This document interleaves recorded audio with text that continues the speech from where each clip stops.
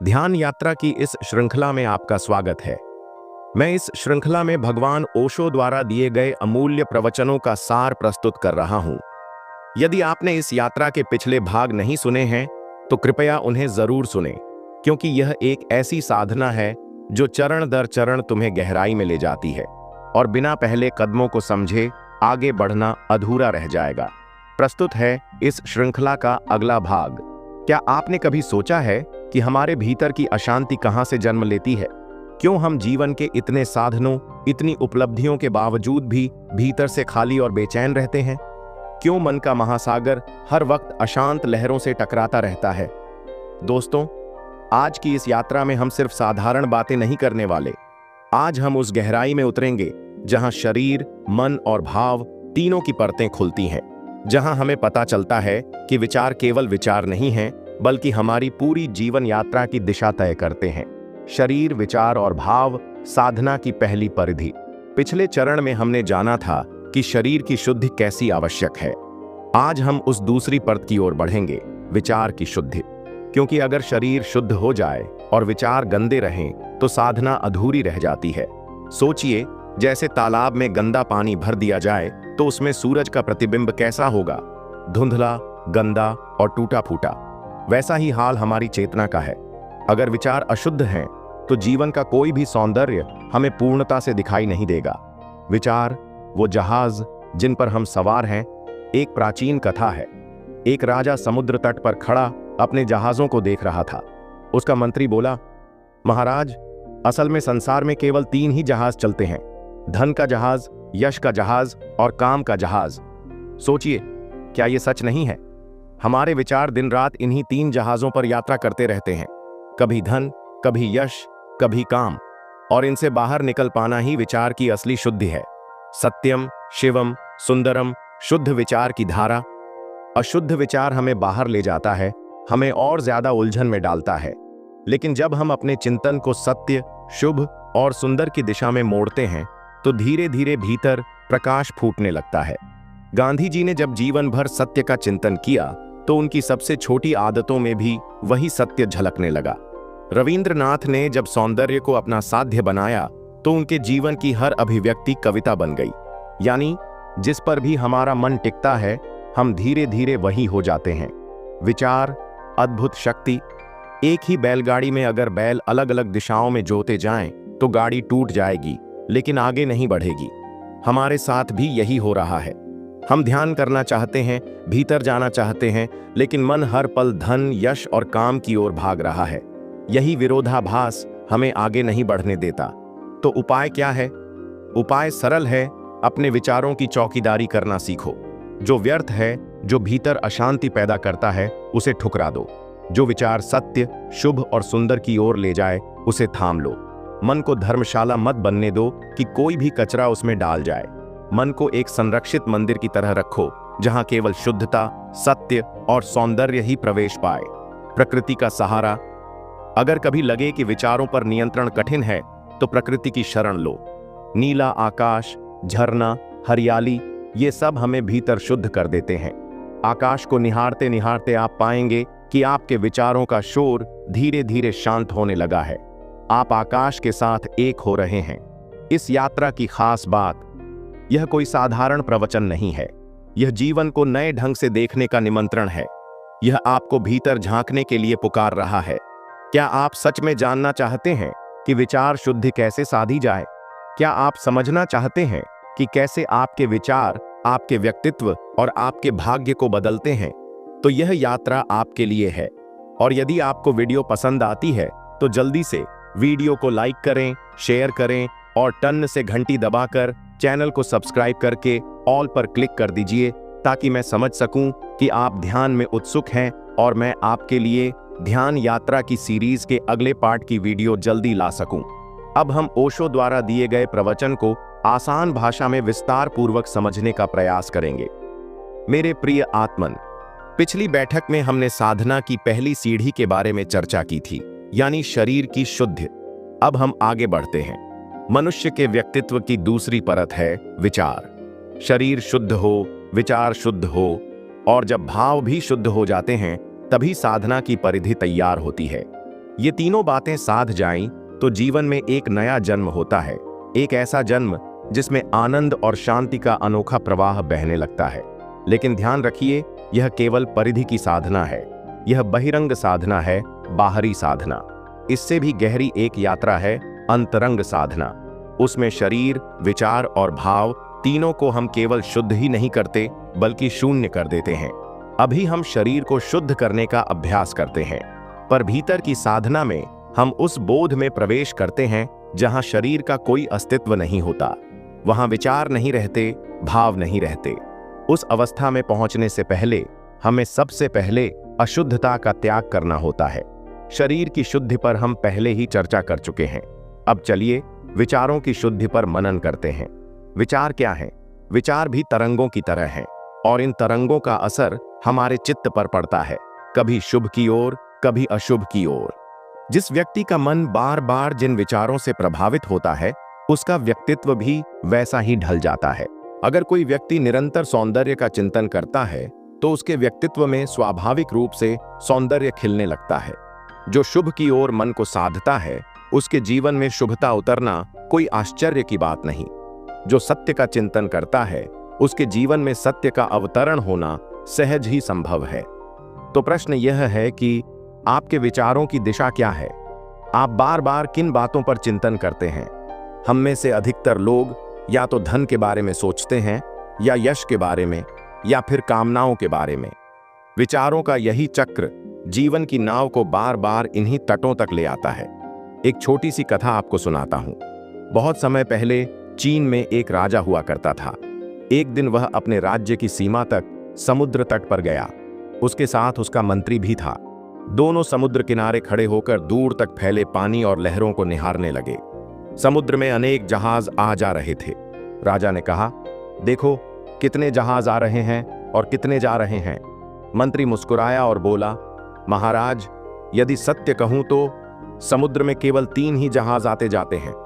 राजा हैरान हुआ, 3? लेकिन मुझे तो असंख्य जहाज दिख रहे हैं। मंत्री ने शांत स्वर में कहा, महाराज, मैंने केवल 3 ही जहाज देखे हैं।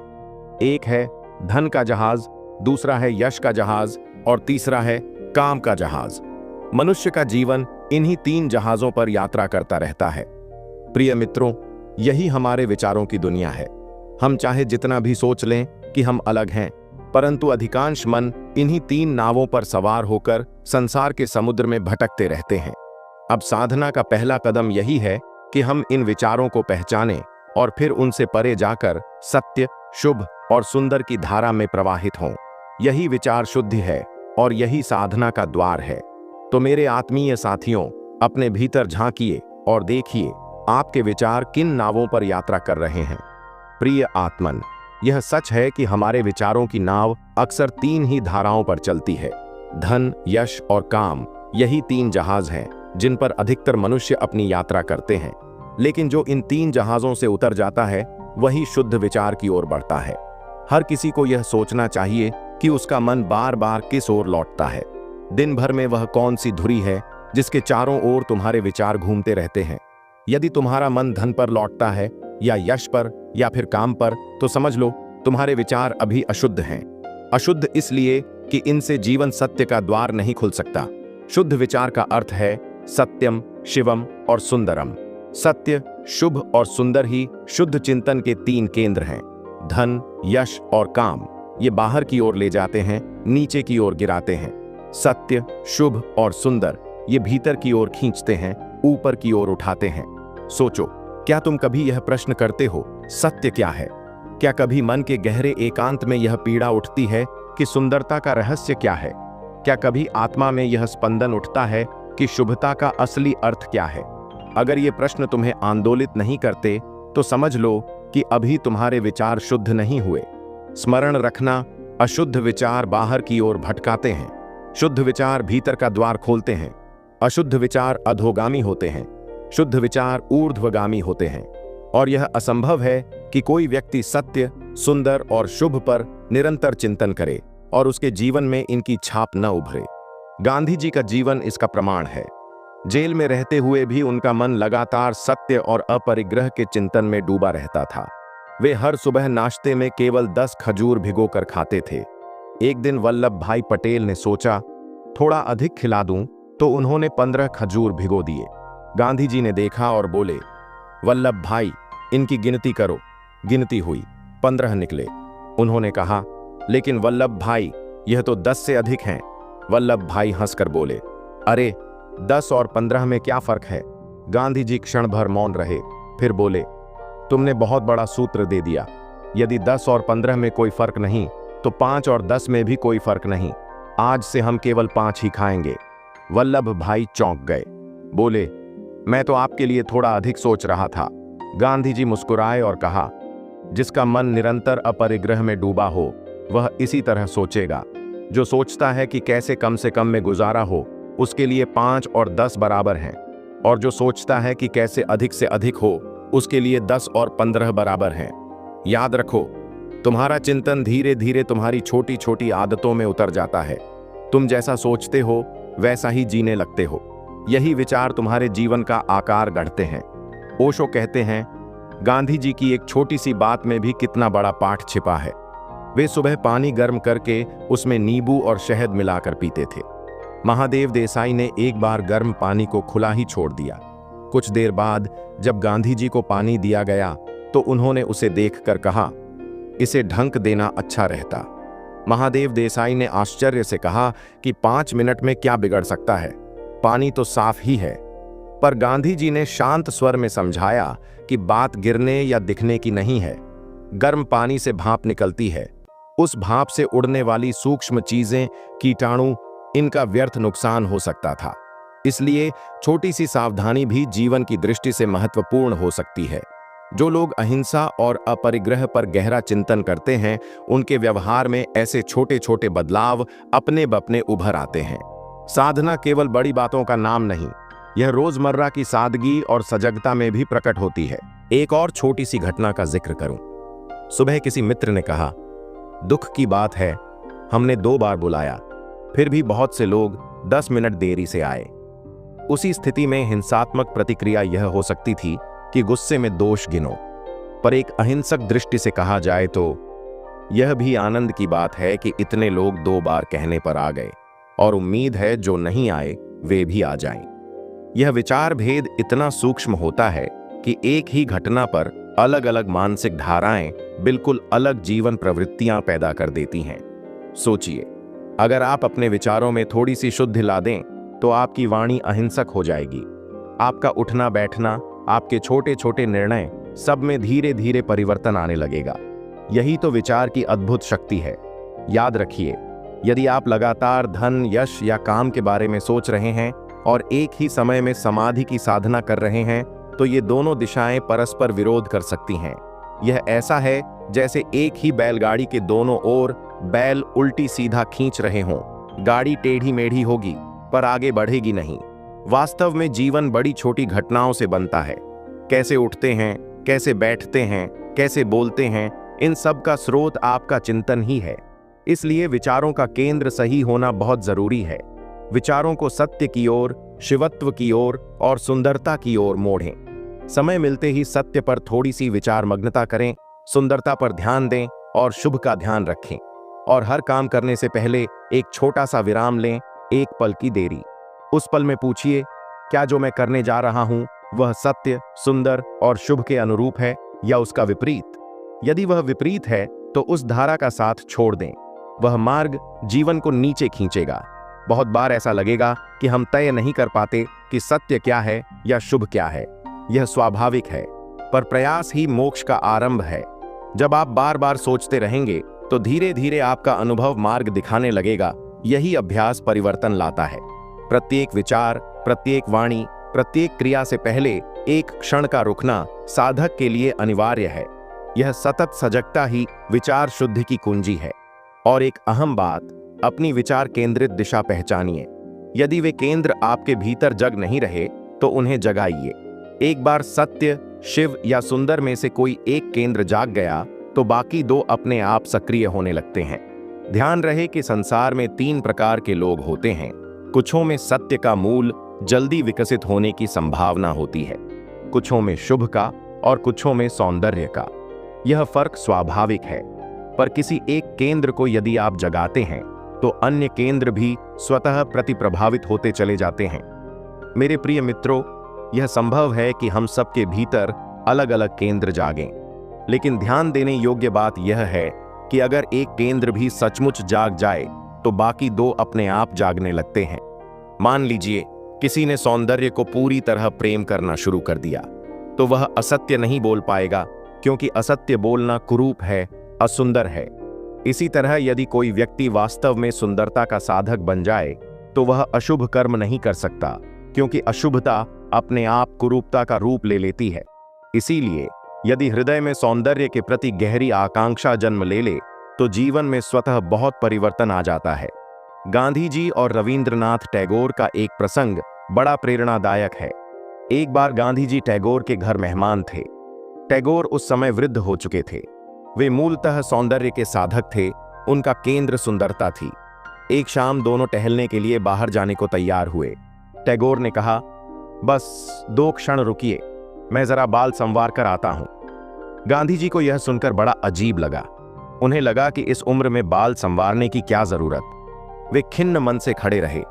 कुछ मिनट बीते, 5 मिनट, फिर 10 मिनट बीते। गांधी जी हैरान हुए कि इतनी देर तक बाल कैसे संवारे जा सकते हैं। उन्होंने खिड़की से झांक कर देखा तो टैगोर आईने के सामने खड़े होकर धैर्य से बाल संवार रहे थे। गांधी जी से रहा नहीं गया। उन्होंने कहा, मैं समझ नहीं पा रहा हूं, इतनी देर हो रही है और आप अब भी बाल संवार रहे हैं। इस बुजुर्गावस्था में इसका क्या प्रयोजन? टैगोर मुस्कुराए और बाहर आकर बोले, जब मैं युवा था तब बिना संवारे भी चल जाता था। अब जब बूढ़ा हो गया हूं तो बिना संवारे नहीं चल पाता। और ऐसा मत सोचिए कि मैं सुंदर दिखने की लालसा से ऐसा करता हूं।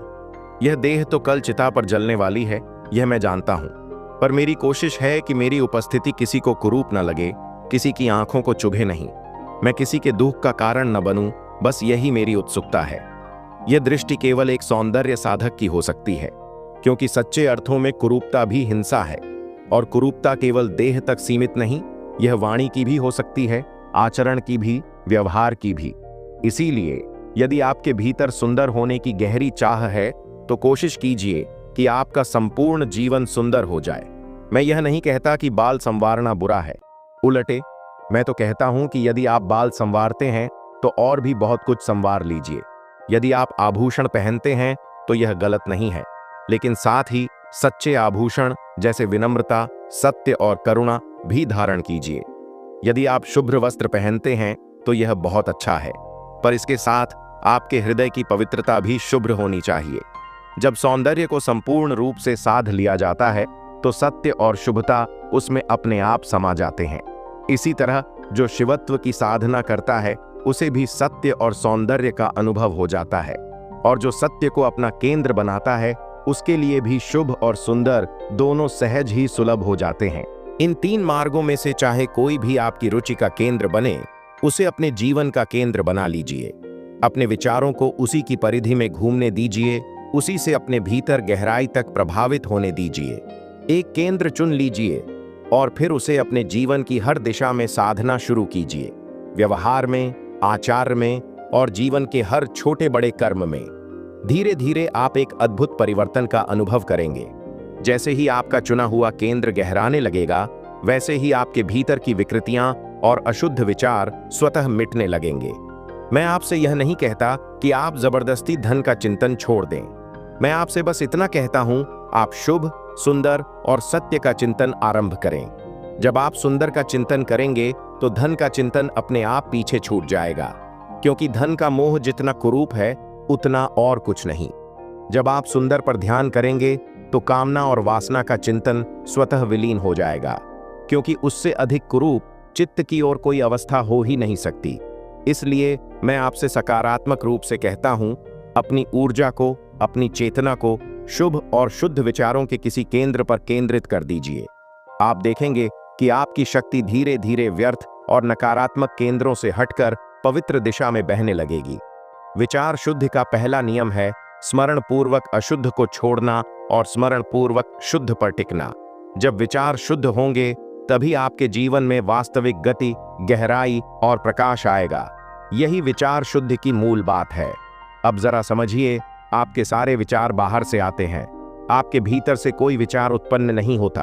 आपके भीतर तो सिर्फ खूंटियां होती हैं और बाहर से आने वाले विचार उन्हीं खूंटियों पर टक जाते हैं। मान लीजिए किसी के भीतर धन की कामना की खूंटी है, तो धन से जुड़े विचार बाहर से आते हैं और उस खूंटी पर टिक जाते हैं। किसी के भीतर वासना की खूंटी है, तो उससे जुड़े विचार बाहर से आकर उस पर जम जाते हैं। यानी आपके पास जो भी विचार हैं वे सब बाहर से आए हैं। विचार शुद्धि के लिए यह जानना अत्यंत आवश्यक है कि कौन सा विचार भीतर आने देना है और कौन सा बाहर ही रोक देना है। सजगता यही है, एक चौकस द्वारपाल जो तय करे कि किसे भीतर प्रवेश मिले और किसे नहीं। लेकिन आज हम क्या कर रहे हैं? यदि कोई आपके घर में कचरा फेंक दे तो आप उससे झगड़ पड़ेंगे, लेकिन यदि कोई आपके दिमाग में कचरा भर दे, जैसे बेकार की बातें, फिल्मों की कहानियां या व्यर्थ के गपशप, तो आप मजे से सुनते रहते हैं। हम समझते ही नहीं कि जैसे घर में कचरा फेंकना अपराध है, वैसे ही दिमाग में कचरा फेंकना भी एक तरह का अपराध है। हम सब एक दूसरे के मस्तिष्क में कचरा भरते रहते हैं और उसे मित्रता समझते हैं। सच तो यह है कि यह सबसे बड़ा दुर्व्यवहार है। हम सबका मन आज एक धर्मशाला बन गया है, जहां न कोई चौकीदार है न कोई द्वारपाल। कोई भी विचार आ जाए, चाहे अच्छा हो या बुरा, चाहे शुद्ध हो या अशुद्ध, सबको हम भीतर जगह दे देते हैं और वे विचार भीतर घर बना लेते हैं। याद रखिए, मन को धर्मशाला नहीं बनाना है। मन के द्वार पर एक सजग पहरेदार होना चाहिए, एक ऐसी जागरूकता जो हर आने वाले विचार पर नजर रखे। जो व्यर्थ और नकारात्मक है उसे तुरंत ठुकरा दीजिए, और जो सत्य, शुभ और सुंदर है उसे प्रेम पूर्वक अपने भीतर बसाइए। यही विचार शुद्धि का मार्ग है, यही साधना की असली शुरुआत है। ओशो एक प्रसंग बताते हुए कहते हैं कि मैं हाल ही में एक सफर पर था। मेरे डिब्बे में एक सज्जन और बैठे थे। शायद वे मुझसे बातचीत करना चाहते थे। जैसे ही मैं अपनी सीट पर बैठा, उन्होंने सिगरेट निकालकर मेरी ओर बढ़ाई। मैंने मुस्कुराकर कहा, क्षमा कीजिए, मैं नहीं लूंगा। उन्होंने सिगरेट वापस रख दी। थोड़ी देर बाद उन्होंने पान निकाला और बोले, लीजिए। मैंने फिर कहा, माफ कीजिए, मैं यह भी नहीं लूंगा। वे चुपचाप पान रखकर बैठ गए। थोड़ी देर बाद उन्होंने अखबार मेरी ओर बढ़ाया और कहा, आप पढ़ लीजिए। मैंने फिर विनम्रता से कहा, क्षमा करें, यह भी मैं नहीं पढ़ूंगा। वे थोड़े खींचकर बोले, बड़ा मुश्किल है, हम आपको कुछ भी देते हैं, आप कुछ भी नहीं लेते। मैंने मुस्कुराते हुए उत्तर दिया, जो कुछ भी हर समय ले लेते हैं वही नासमझ होते हैं, और आप जो मुझे दे रहे हैं, मैं तो कोशिश करूंगा कि आपसे भी वह छिन जाए। मैं उसे न तो खुद लूंगा और न ही आपको संभालने दूंगा। अब सोचिए, जब हम खाली बैठते हैं तो अक्सर अखबार उठाकर पढ़ने लगते हैं, पर सच ये है कि खाली बैठे रहना कहीं बेहतर है, बजाय इसके कि हम बेकार का कचरा अपने भीतर भरें। खाली बैठना बुरा नहीं है। कुछ लोग कहते हैं कुछ न कुछ करते रहना कुछ भी न करने से अच्छा है, लेकिन यह सोच गलत है, क्योंकि कुछ भी गलत करने से न करना हमेशा बेहतर है। जब आप कुछ नहीं कर रहे, तब कम से कम आप अपनी ऊर्जा व्यर्थ नहीं कर रहे, अपने मन को गंदगी से नहीं भर रहे। यही सजगता का पहला पाठ है। जब हम विचारों के भीतर आने जाने पर चौकसी रखते हैं, तो विचारों की शुद्धि कठिन नहीं रह जाती। अशुद्ध विचारों को पहचानना कठिन नहीं है। वे विचार जो आपके भीतर बेचैनी, उत्तेजना या चिंता जगाए, वे अशुद्ध हैं। वे विचार जो आपके भीतर शांति, आनंद और सहजता जगाए, वे शुद्ध हैं। वे विचार जो आपको भीतर से उत्साहित करें और जीवन की ओर ले जाएं, वे शुभ हैं। तो जरूरी है कि हम सजग रहकर अपने मन के पहरेदार बनें, ताकि अशुद्ध विचार भीतर जगह न बना सकें और शुद्ध विचारों का प्रवाह बना रहे। अब तीसरी बात समझिए, इस संसार में अशुद्ध विचारों का धुआं हर तरफ फैला हुआ है। नकारात्मक विचारों की आंधियां चल रही हैं। वे हमारे चित्त में प्रवेश कर हमें घेर लेती हैं। लेकिन यह मत भूलिए कि इस अंधकारमय संसार में केवल अंधकार ही नहीं है, कुछ छोटे छोटे दिए भी जल रहे हैं। कुछ शुभ और शुद्ध विचारों की टिमटिमाती लहरें भी मौजूद हैं। इस विराट अंधेरे में कुछ प्रकाश की किरणें भी हैं। उनका सान्निध्य खोजिए। यही सान्निध्य सत्संग कहलाता है। हो सकता है आपके भीतर का दीपक बुझा बुझा हो, पर जब वह किसी जलते दीपक के पास जाएगा तो उसकी लौ फिर प्रज्वलित हो सकती है।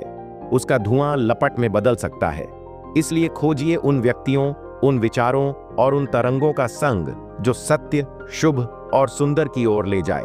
और सबसे बड़ा सत्संग है प्रकृति का संग। प्रकृति का सान्निध्य हमें सहजता से शुद्ध और पावन विचारों की ओर ले जाता है। प्रकृति कभी भी तुम्हें अशुभ विचार नहीं देती। यदि तुम शांत बैठकर केवल आकाश को निहारो तो देखोगे आकाश तुम्हारे भीतर कोई नकारात्मकता उत्पन्न नहीं करेगा।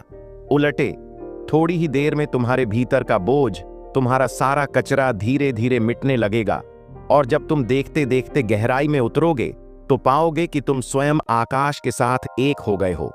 ठीक वैसे ही जब तुम किसी पहाड़ से गिरते हुए झरने को ध्यान से देखते हो तो अचानक लगता है मानो तुम ही वह झरना बन गए हो। हरी भरी वन श्रृंखला को निहारते निहारते एक क्षण ऐसा आता है जब लगता है कि तुम स्वयं भी एक पेड़ बन गए हो। कहा जाता है एक साधु के पास कोई व्यक्ति पहुंचा। उसने पूछा, मैं सत्य को जानना चाहता हूं, बताइए इसे कैसे जानूं? साधु ने कहा, अभी बहुत लोग हैं, अकेले में आना। वह व्यक्ति दिन भर नहीं आया। शाम को लौटा जब सब लोग जा चुके थे, दीपक जल चुके थे, रात गहराने लगी थी और साधु झोपड़ी का दरवाजा बंद करने ही वाले थे। तभी वह व्यक्ति बोला, ठहरिए, अब कोई नहीं है। मैं बाहर ही प्रतीक्षा कर रहा था ताकि जब सब चले जाएं तब भीतर प्रवेश कर सकूं। अब मैं पूछना चाहता हूं, मैं शांत कैसे हूं और परमात्मा को कैसे पा सकूं? साधु मुस्कुराए और बोले, बाहर चलो, यह झोपड़ी के भीतर संभव नहीं। यह दीपक मनुष्य का जलाया हुआ है और यह झोपड़ी भी मनुष्य की बनाई हुई है। सत्य यहां प्रकट नहीं हो सकता। बाहर चलो, उस विराट दुनिया में जहां मनुष्य का कोई हस्तक्षेप नहीं है, जहां केवल परमात्मा की रचना है। याद रखो, अकेला मनुष्य ही ऐसा प्राणी है जो अशुभ छाप छोड़ता है। प्रकृति स्वयं तो कभी कोई अशुभ छाप नहीं छोड़ती। वे दोनों बाहर निकले। बांस के ऊंचे ऊंचे पेड़ खड़े थे और ऊपर पूर्णिमा का चांद चमक रहा था। साधु उन बांसों के पास जाकर खड़े हो गए। 1 मिनट, 2 मिनट, 10 मिनट, 15 मिनट बीत गए। वह व्यक्ति बेचैन होकर बोला, कुछ कहिए भी तो, आप चुपचाप खड़े हैं, इससे मैं क्या समझूं? साधु ने शांत स्वर में कहा, यदि तुम समझ सकते तो समझ ही जाते। अब तुम भी चुपचाप खड़े हो जाओ। हम बांस का एक पेड़ बन गए हैं, तुम भी बन जाओ। वह व्यक्ति बोला, यह तो कठिन है। साधु ने उत्तर दिया, यही तो साधना है। बांसों के पास खड़े खड़े हम थोड़ी देर में भूल जाते हैं कि हम अलग हैं। चांद को देखते देखते हम भूल जाते हैं कि हम कोई और हैं। हम बांस ही हो जाते हैं, हम चांद ही हो जाते हैं। प्रकृति के सान्निध्य में जब यह गहरी एकता मिल जाती है तब मनुष्य के विचार शुद्ध होने लगते हैं। उसके भीतर की सारी अशुद्धता मिट जाती है। तो 3 मार्ग हैं। पहला, सद्विचार, और सद्विचारों की धारा अनंत है। दूसरा, सत्संग, और सच्चे सत्पुरुष हमेशा उपलब्ध रहते हैं। लेकिन हमारी कठिनाई यह है कि हम जीवित को कभी सद मान ही नहीं पाते। हम केवल मरे हुए लोगों की पूजा करते हैं। धरती पर जितने भी धर्म हैं सब मृतकों के पूजक हैं। जीवित को पहचानने की दृष्टि लगभग किसी के पास नहीं है और सबको यह भ्रम है कि जितने सद्पुरुष होने थे वे सब हो चुके, आगे कोई नहीं होगा। लेकिन सच्चाई यह है कि सत्पुरुष हमेशा मौजूद रहते हैं, बस देखने वाली आंखें चाहिए। और फिर एक और गहरी बात समझो, भले ही तुम्हें लगे कि कोई व्यक्ति पूर्ण सद नहीं है, फिर भी उसकी अपूर्णता से तुम्हारा क्या लेना? तुम्हारे लिए तो उसकी उपस्थिति भी वरदान हो सकती है। एक फकीर हुआ करता था। उसने कहा, मैंने आज तक जिनसे भी मुलाकात की उनसे कुछ न कुछ सीखा। किसी ने आश्चर्य से पूछा, यह कैसे संभव है? एक चोर से भी क्या सीखा जा सकता है? फकीर ने मुस्कुराकर कहा, हाँ, चोर से भी। एक बार ऐसा हुआ कि मैं एक चोर के घर मेहमान था। लगभग 1 महीने तक वहीं रहा। वह हर रात चोरी करने निकलता और तड़के 3-4 बजे वापस लौट आता। जब भी मैं पूछता, कहो आज कुछ मिला, वह हंसकर कहता, नहीं, आज तो कुछ नहीं हुआ, लेकिन शायद कल होगा। ऐसा रोज होता। कभी दरवाजे पर पहरा होता, कभी लोग जाग रहे होते, कभी ताला टूटता नहीं, कभी भीतर घुसकर भी खजाने तक पहुंच नहीं पाता। लेकिन हर रात, चाहे कितनी ही असफलता क्यों ना हो, वह लौटकर यही कहता, आज नहीं हुआ, कल शायद होगा। मैंने उससे यह सीख लिया, अगर आज सफलता न मिले तो निराश मत होना। याद रखना, कल की संभावना हमेशा बची रहती है। फकीर ने आगे कहा, सोचो, एक चोर जो चोरी करने जैसा बुरा काम करता है, वह भी इतनी उम्मीद से भरा रहता है। और उन दिनों मैं भी परमात्मा की खोज में था। दरवाजे खटखटाता था, रास्ते तलाशता था, परंतु कोई मार्ग नहीं मिलता था। मैं थक गया था, हार मानने ही वाला था। तभी उस चोर की बात याद आई। मैंने कहा, आज नहीं मिला, कल शायद मिल जाएगा। यही सूत्र मेरी साधना बन गया और एक दिन वही चमत्कार घटा। चोर को उसकी चोरी मिल गई और मुझे मेरा परमात्मा। तो असली बात यह नहीं है कि सीख केवल सद्पुरुषों से ही मिले। यदि तुम्हारे भीतर सीखने की दृष्टि हो तो यह पूरा जगत ही गुरु है। लेकिन कठिनाई यह है कि हम जीवित को पहचान ही नहीं पाते। सोचो, महावीर के समय में भी लोग उनके पास से निकले और उन्होंने समझा यह कोई पागल है, नंगा है, लफंगा है। महावीर नग्न रहते थे, अपने बाल स्वयं उखाड़ते थे, इसलिए लोग उन्हें अपमानजनक नामों से पुकारते थे। आज वही शब्द गाली बन गए हैं, लेकिन कभी वही महावीर के लिए उपयोग किए जाते थे। ऐसे लोग भी थे जिन्होंने महावीर को ठगा, मारा पीटा और सोचा यह कोई धोखेबाज है, कोई जासूस है। ऐसे लोग भी थे जिन्होंने ईसा मसीह को झूठा कहकर सूली पर चढ़ा दिया। ऐसे लोग भी थे जिन्होंने सुकरात को जहर पिला दिया। ये मत सोचो कि वे लोग केवल इतिहास में थे, वे लोग आज भी हमारे भीतर मौजूद हैं। आज भी यदि अवसर मिले तो हम सुकरात को जहर पिला देंगे। अगर मौका मिले तो ईसा को सूली पर टांग देंगे।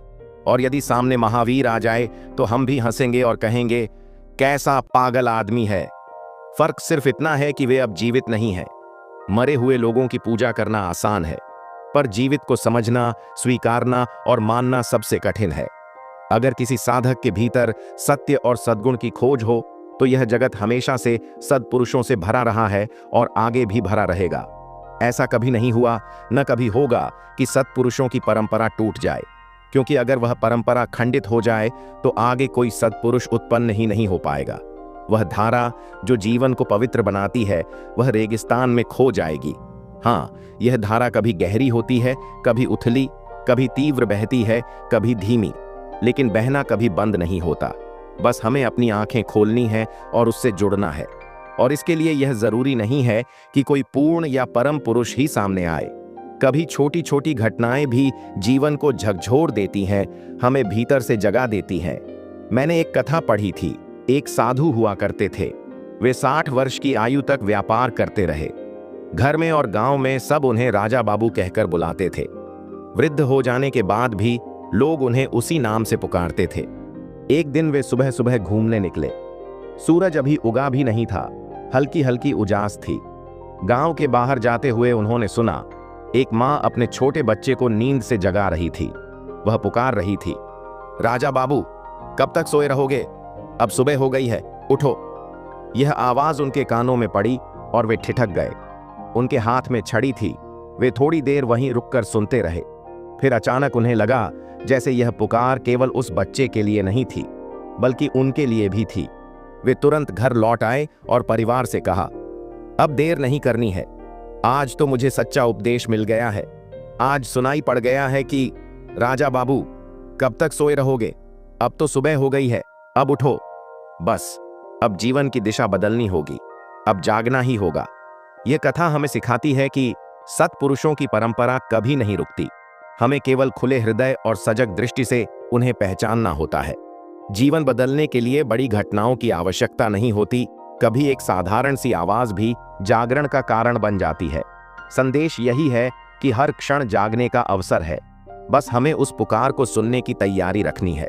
दोस्तों, अगर इस वीडियो ने आपके मन में एक हल्की सी भी लहर पैदा की है तो यकीन मानिए आप सही रास्ते पर हैं। इस श्रृंखला का अगला भाग और भी गहरा है।